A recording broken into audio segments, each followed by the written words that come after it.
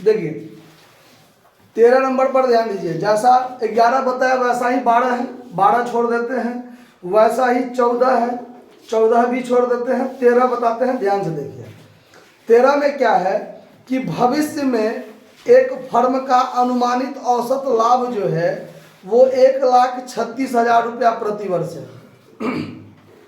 तो average profit 1,36,000 clear कर दिया है ना कि 1,36,000 है, ये आपका एक्चुअल प्रॉफिट का रूप है, लेकिन अभी एवरेज में दिया है, ये अनुमानित है, लेकिन उतना होने का अनुमान है जो होगा। ठीक है, चलिए।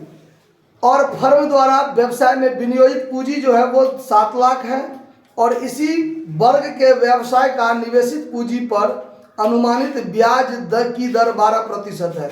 अनुमानित ब्याज की दर नहीं, अनुमानित आय की दर होना चाहिए, जो आपका नॉर्मल प्रॉफिट का रूप होगा। ठीक है, तो ये ब्याज का दर नहीं, आय का दर होगा, यानी प्रॉफिट का दर होगा, यानी प्रत्यय की दर होगा। ठीक है, ये हमको नॉर्मल रेट ऑफ रिटर्न जो है वो 12% का बनता है। और वर्ष के लिए साझेदार का पारिश्रमिक 16,000 भी अनुमानित है। अधिलाभ के 2 वर्षों के क्रय के आधार पर ख्याति बताइए, प्रश्न है। अब देखिए यहाँ पर आपका जो अनुमानित एवरेज प्रॉफिट है वो 1,36,000 है, और 16,000 साझेदार का पारिश्रमिक भी देना है। तो साझेदार का पारिश्रमिक तो उचितन खर्च है ना, एक सामान्य खर्च है ना, जो व्यवसाय के हित में होना जरूरी है। तो ये जो खर्चे हैं इसको हम लोग लाभ में से क्या करेंगे, घटा लेंगे, तो हमारा एक्चुअल प्रॉफिट बचेगा जो भी हो। तो 1,36,000 में तो 16,000 घटा लेंगे तो 1,20,000 बचेगा ना, वो हमारा एक्चुअल एवरेज प्रॉफिट होगा। देखिए यहाँ जो आपका अकॉर्डिंग टू क्वेश्चन जो है वो आपका एवरेज प्रॉफिट 1,36,000 दिया हुआ है, जबकि इसमें से आपको जो साझेदार का रेम्यूनरेशन है, साझेदार का पारिश्रमिक है, उसको घटाना जरूरी है।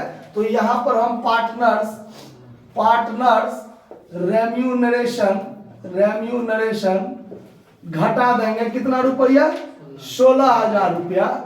तो हमारा 1,20,000 जो बचेगा, ये एक्चुअल एवरेज प्रॉफिट मेरा बचेगा 1,20,000 रुपया। यानी हमारा जो नॉर्मल प्रॉफिट निकालने के बाद जब हम सुपर प्रॉफिट निकालेंगे तो उस समय में जो हमारा एवरेज प्रॉफिट होगा वो हमारा एवरेज प्रॉफिट 1,20,000 होगा, ना कि 1,36,000। समझ में आया बात? क्योंकि व्यवसाय के हित में जो खर्चा करना जरूरी है वो खर्चा 16,000 है, वो हमने कर दिया, तब हमारा 1,20,000 लाभ बचता है। ठीक है, अब हम लोग निकालेंगे नॉर्मल प्रॉफिट। तो नॉर्मल प्रॉफिट जब हम निकालेंगे तो नॉर्मल प्रॉफिट बराबर सूत्र होता है कैपिटल इन्वेस्टेड गुने नॉर्मल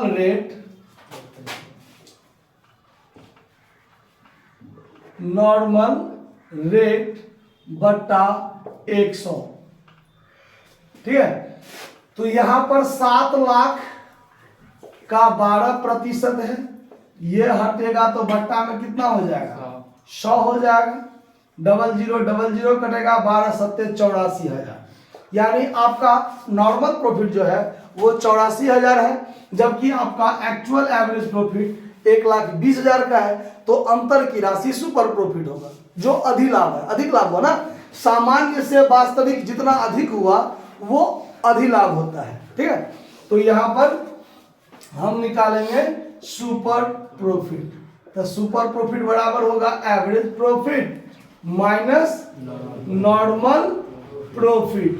तो अब आपका एवरेज प्रॉफिट है 1,20,000, नॉर्मल प्रॉफिट 84,000, तो घटाकर जो हो जाएगा वो 36,000 शायद बचेगा, यही ना बचेगा, 16, 20, 36। ठीक है, अब आपको निकालना है गुडविल।